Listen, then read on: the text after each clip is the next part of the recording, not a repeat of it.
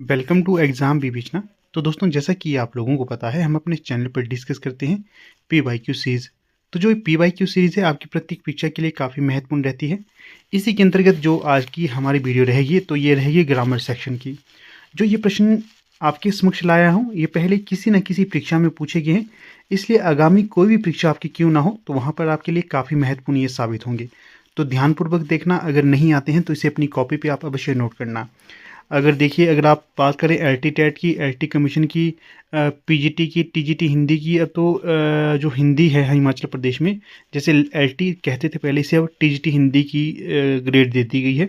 तो आप इसी आधार पर अच्छे से तैयारी करते रहिए। बाकी कोई भी हिमाचल प्रदेश में परीक्षा होती है जिसमें फर्स्ट पेपर पूछा जाता है, तो वहाँ पर ग्रामर के क्वेश्चन आते ही हैं, इसलिए आपके लिए काफ़ी महत्वपूर्ण रहेगा ये। ठीक है, ये बर्न से संबंधित लेक्चर होगा। लगभग हम यहाँ पर जो भी महत्वपूर्ण प्रश्न हैं जो पहले पूछे गए हैं परीक्षा में, उसे आपके साथ डिस्कस करेंगे। ठीक है, तो चलिए देख लेते हैं पहला प्रश्न यहाँ पर क्या पूछा गया था। तो पहले प्रश्न में आपसे पूछा गया है, श ध्वनि का उच्चारण स्थान क्या है। तो चार विकल्प आपके समक्ष दिए गए हैं, इनमें जो सही हो जाएगा तो वो कौन सा है? विकल्प सी, तालु। श ध्वनि का उच्चारण स्थान क्या है? तालु। अगला प्रश्न देखिएगा यहाँ पर, इसमें क्या पूछा गया है। तो यहाँ पर पूछा गया है, ट वर्ग किस प्रकार का व्यंजन है।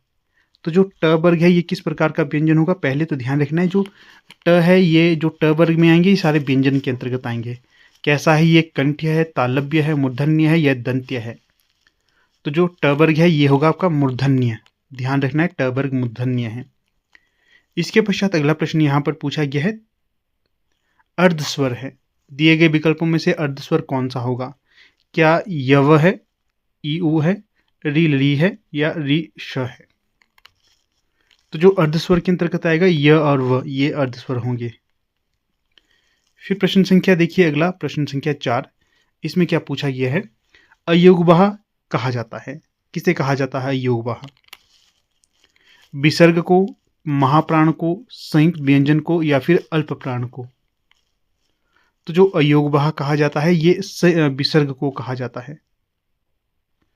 देखिएगा, अगर आप लोग तैयारी कर रहे हैं ना किसी भी परीक्षा की हिमाचल प्रदेश में जहाँ पर ग्रामर पूछा जाता है, तो इसके लिए आपको हमारे हार्ड कॉपी नोट्स अब अवेलेबल हो सकते हैं। अगर आप इन्हें लेना चाहते हो तो हार्ड कॉपी नोट्स, जिसमें विस्तृत तरीके से ग्रामर के महत्वपूर्ण टॉपिक्स को डिस्कस किया गया है, तो वो नोट्स आप ले सकते हो। साथ में पी वाई क्यू वाले भी क्वेश्चन अवेलेबल है। अगर क्वेरी है तो आपको नंबर आपको स्क्रीन में दिखाई दे रहा होगा, नहीं तो डिस्क्रिप्शन बॉक्स देख लेना, वहाँ पर भी आपको मिल जाएगा। 76 517 294 नंबर बता देता हूँ, इस पर आप व्हाट्सएप कर लेना। 76 517 294, इस पे व्हाट्सएप कर लेना, सारी क्वेरी इस पे आपकी हो जाएगी। तो प्रश्न संख्या है 5, क्या पूछा गया है यहाँ पर, अयोगवाह कहा जाता है। किसे कहा जाता है अयोगवाह? महाप्राण को, अनुस्वार और विसर्ग को, संयुक्त व्यंजन को या फिर अल्प प्राण को। तो जो अयोगवाह कहा जाता है ये अनुस्वार और विसर्ग को कहा जाता है। ध्यान रखना है, भविष्य की परीक्षा में पूछा जा सकता है ये प्रश्न। फिर प्रश्न संख्या है 6, इसमें क्या पूछा गया है, ड का उच्चारण स्थान क्या है। ण का है नासिक्य, नाक से। फिर प्रश्न संख्या है 7, इसमें क्या पूछा गया है यहाँ। तो 7 में आपसे पूछा गया है, घ का उच्चारण स्थान कौन सा है। क ख ग घ, मूर्धा है, कंठ है, तालु है या फिर दंत है। तो जो घ का उच्चारण स्थान होगा तो ये होगा आपका कंठ। अगला प्रश्न देखिएगा अब 8, इसमें क्या पूछा गया है। तो प्रश्न संख्या 8 में पूछा गया है, क्ष वर्ण किसके योग से बना है। क्या ये विकल्प ए के अनुसार बना है, विकल्प बी के, विकल्प सी के या फिर विकल्प डी के। तो जो क्ष बना है, क हलंत वाला आधा क और क्ष इस तरह से बना है ये। फिर देखिए अगला प्रश्न है यहाँ पर 9, यहाँ पर क्या पूछा गया है 9 में, निम्नलिखित में से दंत्य वर्ण है, दंत्य वर्ण कौन सा होगा। तो सही जो विकल्प हो जाएगा तो ये हो जाएगा विकल्प सी दंत्य वर्ण है यहाँ पर। फिर अगला प्रश्न देखिएगा, यहाँ पर प्रश्न है यहाँ पर 10, हिंदी शब्दकोश में पहले आने वाले शब्द कौन सा। जो विकल्प में कौन सा शब्द है जो हिंदी शब्दकोश में पहले आता है, वक्त, वर्क, वर्ग या वर्ग। तो यहाँ जो सही विकल्प हो जाएगा तो वो होगा विकल्प ए, वक्त। वक्त हिंदी शब्दकोश में दिए गए विकल्पों में पहले आता है। फिर अगला प्रश्न देखिएगा 11, इसमें क्या पूछा गया है, हिंदी शब्दकोश में अंग किस वर्ण से पहले आता है? विकल्प अ, अह या आ। तो सही जो विकल्प हो जाएगा तो वो हो जाएगा आपका विकल्प अ से पहले आता है अंग, ये ध्यान रखना है।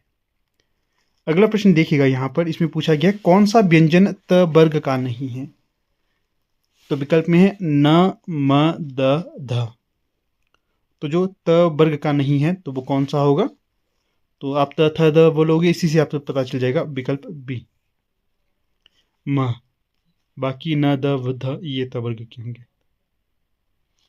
अगला प्रश्न देखिएगा 13, इसमें क्या पूछा गया आपसे, भिन्न भिन्न स्वरों के मेल से जो स्वर उत्पन्न होता है उसे क्या कहते हैं? विकल्प में है संयुक्त स्वर, दीर्घ स्वर, संधि स्वर या मूल स्वर। तो यहाँ जो सही विकल्प हो जाएगा तो वो होगा संयुक्त स्वर कहा जाता है इन्हें। फिर देखिएगा प्रश्न संख्या 14, यहाँ पर पूछा गया कौन वर्ण घोष नहीं है? यहाँ पर कौन सा ऐसा वर्ण है जो घोष नहीं है? विकल्प ए में है ए, छ, अ, ड। तो जो सही विकल्प हो जाएगा तो वो होगा विकल्प छ। छ है जो ये घोष नहीं होगा, बाकी तीनों घोष होंगे, यहाँ पर छ अघोष है। फिर है प्रश्न संख्या 15, इसमें क्या पूछा गया है, तो यहाँ पर पूछा गया किस शब्द में री स्वर नहीं है? विकल्प में है कृपा, कृष्ण, दृष्टि या फिर रिवाज। तो सही विकल्प हो जाएगा विकल्प डी, रिवाज। अगला प्रश्न है 16, इसमें क्या पूछा गया है, किन ध्वनियों के अनुस्वार कहा जाता है? किन ध्वनियों को अनुस्वार कहा जाता है? विकल्प में है स्वर के बाद आने वाली नासिकीय ध्वनियां, स्वतंत्र रूप से उच्चारित ध्वनियां, स्वर के साथ आने वाली ध्वनियां, व्यंजन के बाद आने वाली ध्वनियां। कौन सा सही होगा यहाँ पर? तो जो सही विकल्प हो जाएगा तो वो होगा विकल्प ए, स्वर के बाद आने वाली नासिकीय ध्वनियों को अनुस्वार कहा जाता है। अगला प्रश्न देखिए 17, इसमें क्या पूछा गया है, थ किस वर्ग का व्यंजन है? त, थ, द, ध। देखिए थ किस वर्ग का व्यंजन है? विकल्प में है ओष्ठ्य, तालव्य, दंत्य या फिर उष्म। तो सही होगा दंत्य होगा, त, थ, द, ध। ठीक है ना। इसके पश्चात अगला प्रश्न देखिएगा, प्रश्न संख्या 18, हिंदी भाषा में वे ध्वनियां कौन सी है जो स्वतंत्र रूप से बोली या लिखी जाती हैं? तो विकल्प में है स्वर, व्यंजन, वर्ण या अक्षर। तो यहां जो सही विकल्प होगा तो वो होगा स्वर। इसके पश्चात अगला प्रश्न है 19, इसमें क्या पूछा गया है, त्रि की ध्वनियां हैं, जो त्रि शब्द है इसकी ध्वनियां क्या होंगी? विकल्प ए, विकल्प बी या विकल्प सी या डी। तो जो सही विकल्प होगा विकल्प ए, त, धन, रि। अगला प्रश्न देखिएगा 20, इसमें पूछा गया है आपसे, निम्न में से सघोष वर्ण कौन सा है? निम्न में से सघोष वर्ण कौन सा है? अ, क, ख, च। तो 20 में जो सही विकल्प होगा तो वो होगा विकल्प ए, अ। जो सघोष ध्वनि है वो है अ। अगला प्रश्न देखिएगा 21, इसमें पूछा गया आपसे, शब्दकोश में निम्न में से सर्वप्रथम आने वाला शब्द है? प्याऊ, प्रकंप, पलवन, प्रकीर्ण। शब्दकोश में अगर आप इन शब्दों को देखेंगे तो सबसे पहले कौन सा शब्द आएगा तो वो बताना है। तो जो सर्वप्रथम आएगा तो वो आएगा प्याऊ, विकल्प ए सही है यहाँ। फिर अगला प्रश्न देखिएगा यहाँ पर 22, इसमें पूछा गया है, ज्ञ को वर्णमाला में माना जाता है? क्या माना जाता है ज्ञ को वर्णमाला में? क्या इसे संयुक्त व्यंजन माना जाता है, स्वर संधि माना जाता है, अनुस्वार माना जाता है या फिर व्यंजन माना जाता है? तो जो ज्ञ को माना जाता है ये संयुक्त व्यंजन माना जाता है, क्योंकि दो वर्णों के मेल से बना है, दो व्यंजन के मेल से बना है, इसलिए इसे संयुक्त व्यंजन कहा जाता है, ध्यान रखना है। फिर देखिएगा प्रश्न संख्या 23, इसमें पूछा गया है, निम्न में से कौन सा वर्ण स्पर्श संघर्षी है? झ, श, ट, ह। तो यहां जो सही विकल्प हो जाएगा तो वो है छ, झ, झ। ठीक है, विकल्प ए। जो स्पर्श संघर्षी व्यंजन है तो वो होगा झ। अगला प्रश्न देखिएगा यहाँ पर 23, देखिएगा 23 में क्या पूछा गया है, निम्नलिखित में से कौन सा प्रकंपित वर्ण है? विकल्प में है र, ल, य या व। तो जो प्रकंपित वर्ण होगा तो वो हो जाएगा आपका विकल्प ए, र। ध्यान से हर एक प्रश्न को नोट करना है आपने अपनी कॉपी में। इस समय आपको ये नॉर्मल प्रश्न लग रहे होंगे, जब आप परीक्षा में बैठोगे, परीक्षा केंद्र में बैठोगे ना, फिर आपको इन प्रश्न के महत्व का पता चलेगा। ठीक है, देखिए प्रश्न संख्या 25, मुखावयवों के निकट आने से संघर्ष के पश्चात प्रकट होने वाली ध्वनि कौन सी है? मुखावयवों के निकट आने से संघर्ष के पश्चात प्रकट होने वाली ध्वनि कौन सी है? विकल्प में है स्पर्श, अंतस्थ, वर्त्स्य या फिर ऊष्म। तो सही जो विकल्प हो जाएगा तो वो हो जाएगा विकल्प डी, ऊष्म। अगला प्रश्न है 26, इसमें आपसे पूछा गया है ख है। ख क्या है? क्या ये अघोष व्यंजन है? क्या ये अल्प प्राण व्यंजन है? क्या ये घोष व्यंजन है या फिर विपरीत है? तो यहां जो सही होगा तो ये है जो ख है, ये अघोष व्यंजन होगा। ठीक है, ये सारे किसी न किसी परीक्षा में पूछे गए हैं, इसलिए भविष्य की परीक्षा के लिए मोस्ट इंपॉर्टेंट प्रश्न है ये। ऐसे ही नॉर्मल मत लीजिएगा इनको आप। तो प्रश्न संख्या है 27, ऊष्म महाप्राण व्यंजन ऊष्म महाप्राण वर्ण है कौन सा? ख, च, ट, श। ये हलंत वाले हैं, आधे वर्ण है, ये ध्यान रखना है। तो जो 27 का सही विकल्प हो जाएगा तो ये होगा विकल्प डी, श। अगला प्रश्न देखिएगा 28, इसमें आपसे पूछा गया है निम्न में से महाप्राण वर्ण है कौन सा? यहाँ पर महाप्राण वर्ण होगा विकल्प ए, बी, सी या डी। ए में है आ, बी में है क, सी में है थ, डी में है च। तो जो महाप्राण वर्ण होगा तो वो होगा आपका थ। ठीक है, तो अब यहाँ पर जो हमने डिस्कस करना था, मुझे लगता है पूर्णतः मैंने आपके साथ डिस्कस कर लिया है। बाकी पीडीएफ इत्यादि के लिए आप हमारे व्हाट्सएप, टेलीग्राम ग्रुप्स के साथ जुड़ सकते हो। इनके लिए लिंक आपको डिस्क्रिप्शन बॉक्स में मिल जाएगा।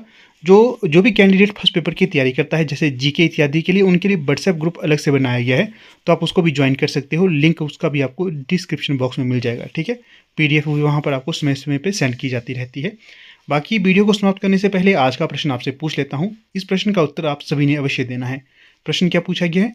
शब्द की सबसे छोटी इकाई क्या कहलाती है? विकल्प में है स्वर, वर्ण, व्यंजन या फिर अयोगवाह। तो जो भी आपको लगता है उत्तर सभी ने देना है, कोशिश करनी है कि सही उत्तर दे। अगर नहीं आता है तो आप कॉपी भी देख सकते हो, गूगल से भी सर्च कर सकते हो। ये जो छोटी छोटी कोशिशें होती हैं आपको ये परीक्षा में काफ़ी लाभ प्रदान करती हैं, इसलिए उत्तर सभी ने देने की कोशिश करनी है। ठीक है, तो बाकी देखिए फिर से वीडियो को समाप्त करने से पहले कहूँगा, अगर अभी तक आपने हमारे जो हार्ड कॉपी नोट्स हैं हिंदी ग्रामर के, अगर अभी तक आपने परचेज नहीं किए हैं तो परचेज कर सकते हो। नंबर मैंने आपको बता दिया 76 517 294 व्हाट्सएप नंबर है ये। डिस्क्रिप्शन बॉक्स में भी आपको नंबर मिल जाएगा, डायरेक्ट आप इन पर क्वेरी कर सकते हो और ग्रामर के हार्ड कॉपी नोट्स आप परचेज कर सकते हो। काफ़ी लाभदायक सिद्ध होंगे आपकी परीक्षा हेतु ये। ठीक है, बाकी अब यहाँ पर अपनी वीडियो का समापन कर लेते हैं। आप लोग वीडियो के अंत तक बने रहे, इसका बहुत बहुत धन्यवाद।